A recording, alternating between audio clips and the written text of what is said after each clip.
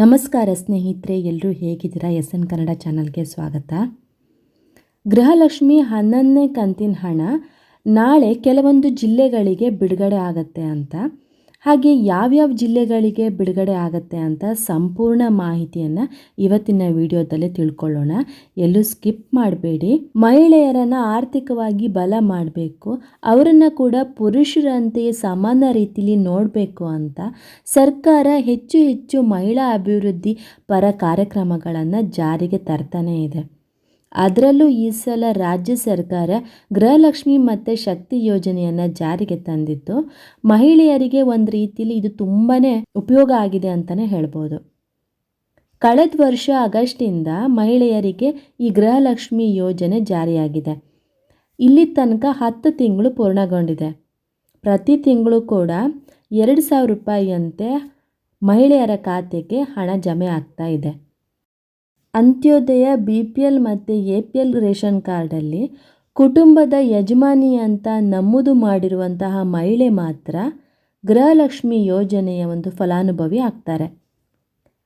ಈಗಾಗಲೇ 10 ಕಂತಿನವರೆಗೆ ಗೃಹಲಕ್ಷ್ಮಿ ಹಣ ಬಿಡುಗಡೆಯಾಗಿದೆ. ಕೆಲವೊಂದು ಮಹಿಳೆಯರಿಗೆ ಈ ಹಣ ಬ್ಯಾಂಕ್ ಖಾತೆಗೆ ಜಮೆ ಆಗಿಲ್ಲ. ಇದಕ್ಕೆ ಕೆಲವೊಂದು ಟೆಕ್ನಿಕಲ್ ಪ್ರಾಬ್ಲಮ್ ಆಗಿರುತ್ತೆ, ಇಲ್ಲಾಂತಂದರೆ ಸರ್ವರ್ ಸಮಸ್ಯೆ ಆಗಿರುತ್ತೆ, ಮತ್ತು KYC ಕೂಡ ಆಗದೇ ಇದ್ರೂ ಗೃಹಲಕ್ಷ್ಮಿ ಹಣ ಬರಲ್ಲ.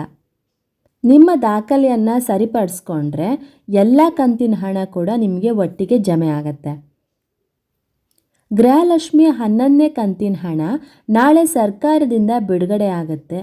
ಮೊದಲು ಉಡುಪಿ, ಚಿಕ್ಕಮಗಳೂರು, ಹಾಸನ, ದಕ್ಷಿಣ ಕನ್ನಡ ಮತ್ತು ಚಿತ್ರದುರ್ಗ, ತುಮಕೂರು, ಚಾಮರಾಜನಗರ, ಬೆಂಗಳೂರು ಗ್ರಾಮಾಂತರ, ಹಾಗೆಯೇ ಬೆಂಗಳೂರು ಉತ್ತರ ಮತ್ತು ಬೆಂಗಳೂರು ಕೇಂದ್ರ ಮತ್ತು ಬೆಂಗಳೂರು ದಕ್ಷಿಣ ಮತ್ತು ಚಿಕ್ಕಬಳ್ಳಾಪುರ ಇಷ್ಟು ಜಿಲ್ಲೆಗಳಿಗೆ ಮೊದಲು ಗೃಹಲಕ್ಷ್ಮಿ ಹಣ ಬಿಡುಗಡೆ ಆಗುತ್ತೆ.